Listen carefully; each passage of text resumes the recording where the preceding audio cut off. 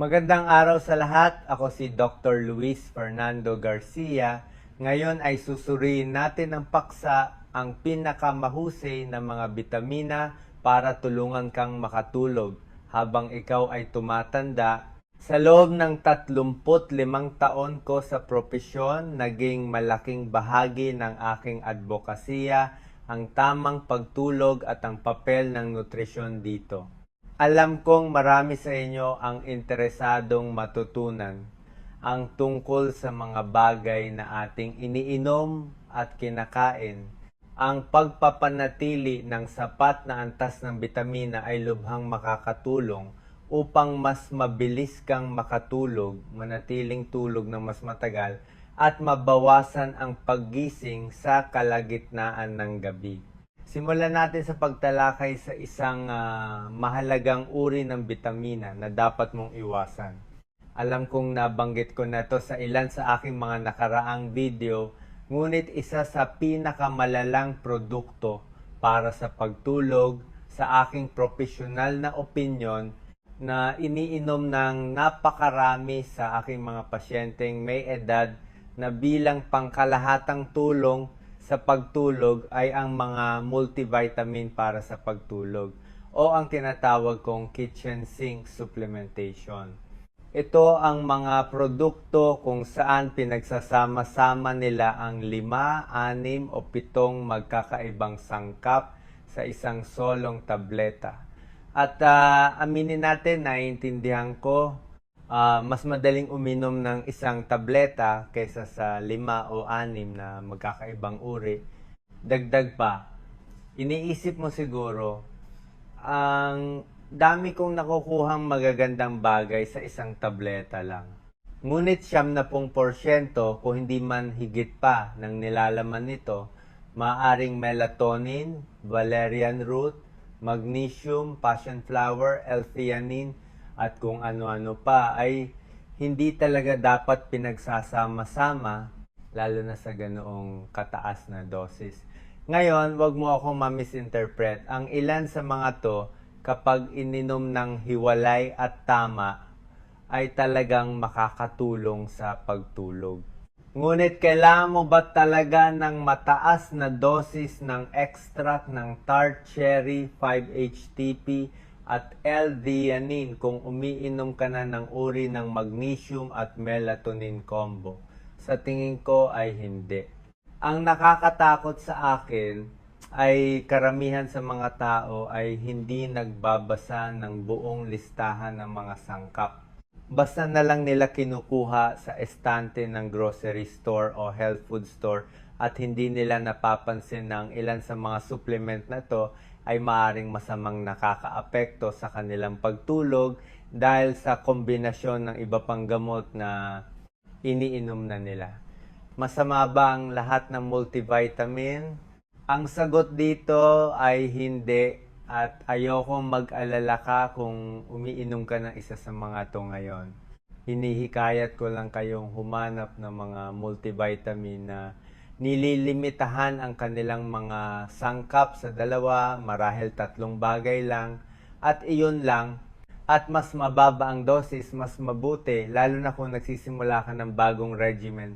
Bago ko talakay ng aking mga rekomendasyon sa pinakamahuhusay na bitamina para sa pagtulog, nais kong huminto sandali at hilingin na kung nagustuhan mo ang ganitong uri ng nilalaman tungkol sa pagtulog, maaari mo bang i-like ang video na ito at mag-subscribe sa Dr.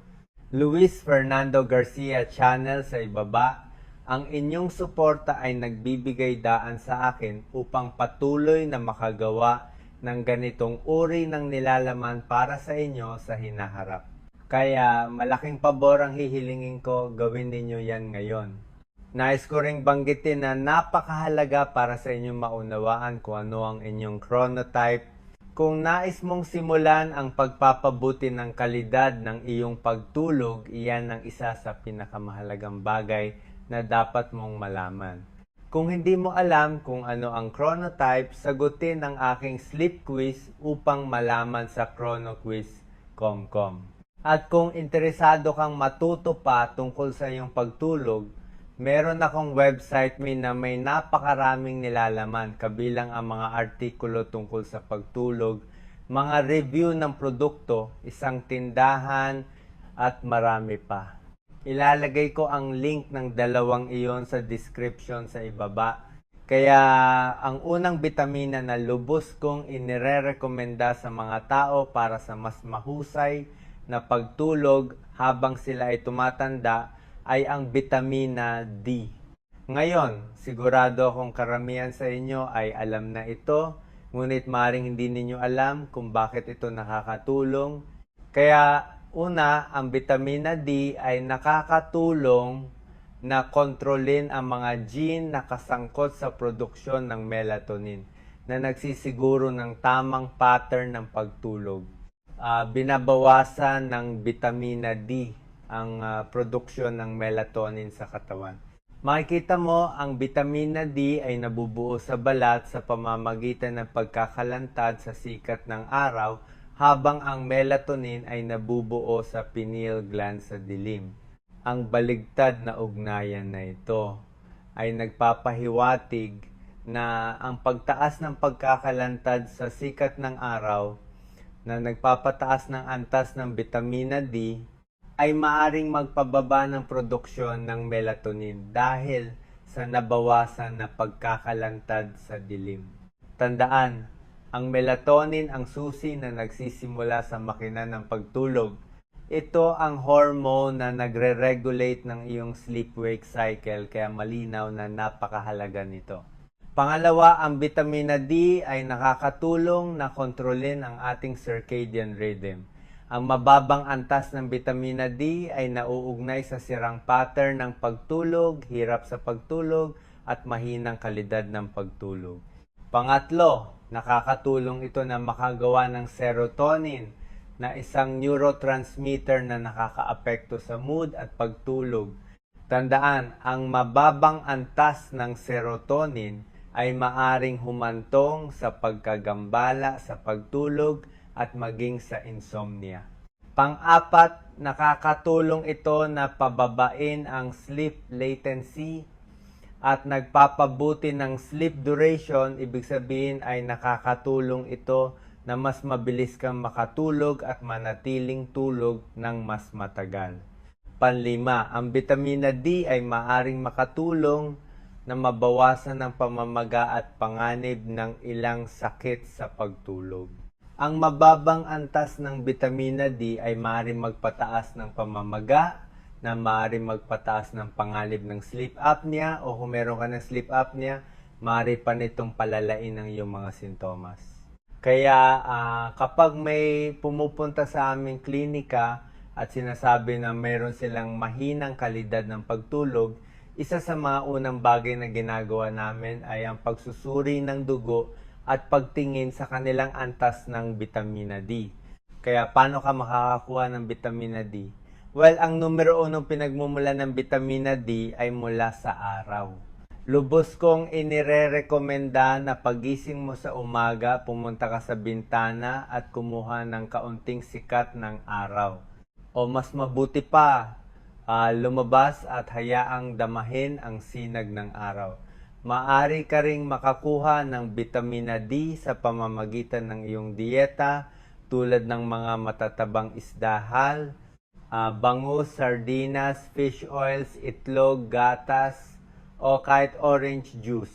At sa huli, maaari kang mag-supplement gamit ang vitamina D2 o vitamina D3. Inirekomenda ko sa mga nakatatanda na uminom ng humigit kumulang 600 hanggang 800, 800 international units araw-araw. Alam kong marami sa inyo ang maaaring mag-isip, wow, parang masyadong mababa ito. Ngunit para sa ating mga nakatatanda, hindi natin kailangan ng ganong karaming vitamina D. Karaniwan, isang pang-araw-araw na paggamit ng 800 hanggang 1,000, 1,000 international units ang inirekomenda para sa mga matatanda upang mapanatili ang optimal bone health at maiwasan ang mga kakulangan Ang Nordic Naturals at Thorne Research ay napakahusay na brand na masisimulan para sa bitamina D. Ngunit dahil ang D3 ay isang popular at karaniwang bitamina, halos hindi ka magkakamali sa karamihan ng mga available na produkto. Inirerekomenda kong inumin ang iyong supplement sa umaga o tanghali upang hindi makagambala sa regulasyon ng melatonin. Okay, ang susunod na bitamina na inirekomenda kong inumin para sa pagtulog ay ang bitamina E. Ang bitamina E ay maring sumuporta sa mas mahusay na pagtulog sa ilang paraan dahil sa mga antioxidant properties nito at ang papel na ginagampanan nito sa utak at sistema ng nerbiyos. Una, ito ay isang malakas na antioxidant. Ang bitamina E ay nakakatulong na mabawasan ang tinatawag na oxidative stress sa utak na nauugnay sa mga sakit sa pagtulog tulad ng insomnia at restless sleep. Pangalawa, maaari itong makatulong sa cognitive decline sa mga matatandang adulto. Ang mga matatandang adulto ay madalas nakakaranas ng mga problema sa memorya at mahinang pagtulog. At ang bitamina E ay pinag-aaralan para sa potential nitong neuroprotective effects na nakakatulong sa lahat na mapabuti ang pagkawala ng memorya at pagtulog. Pangatlo, para sa mga nakakaranas ng restless legs sa gabi, ang bitamina E ay nakakatulong sa pinabuting pagpapahinga at nabawasan na pulikat ng kalamnan. At pang-apat, katulad ng bitamina D, maaari nitong mapabuti ang daloy ng oxygen at mabawasan ang mga sintomas ng sleep apnea na humahantong sa mas mahusay na pagtulog. Ngayon, maraming paraan upang makakuha ng bitamina E ng natural sa iyong dieta. Makikita ito sa mga mani at butuhal, kasoy, mani, buto ng sunflower, spinach, broccoli, kamatis, pati na rin sa maraming iba't ibang langis, kabilang ang wheat germ oil, corn oil, o maging soybean oil. Kung mag-supplement ka, isang tanong na madalas kong natatanggap ay kung gaano karami ang dapat mong inumin. Ang inirekomendang pang-araw-araw na paggamit ay humigit kumulang 15 milligrams. Marahil ng kaunti pa kung ang iyong pagtuon ay partikular para sa pagtulog at paggaling ng kalamnan. Humanap ng mataas na kalidad na natural na pinagmumula ng bitamina E.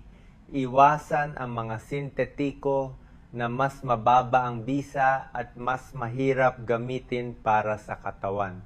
Wala akong partikular na matinding kagustuhan kung kailan ito iinumin, ngunit pinakamahusay itong na-absorb kasama ng taba mula sa dieta. Kaya, ang pag-inom nito pagkatapos ng pagkain o hapunan ay marahil ang pinakamahusay. Ngayon, pag-usapan natin ang isa sa aking mga paborito, ang bitamina C. Lubos kong inirekomenda ang bitamina C dahil kumikilos ito ng halos katulad ng bitamina D tungkol sa kung paano nito nakakaapekto ang pagtulog at memorya.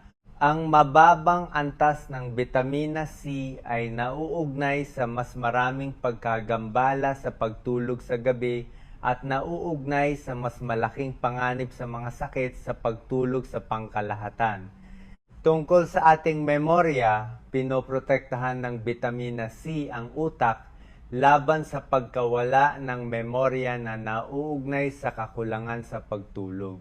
Muli, para sa mga may sleep apnea, ang bitamina C ay maaring mapabuti ang daloy ng dugo at ang tinatawag na cardiac tone sa mga taong may obstructive sleep apnea. Kaya kung ikaw ay sumasailalim sa paggamot para sa sleep apnea tulad ng isang CPAP machine o isang dental device, mahalaga na makuha mo ang iyong mga bitamina.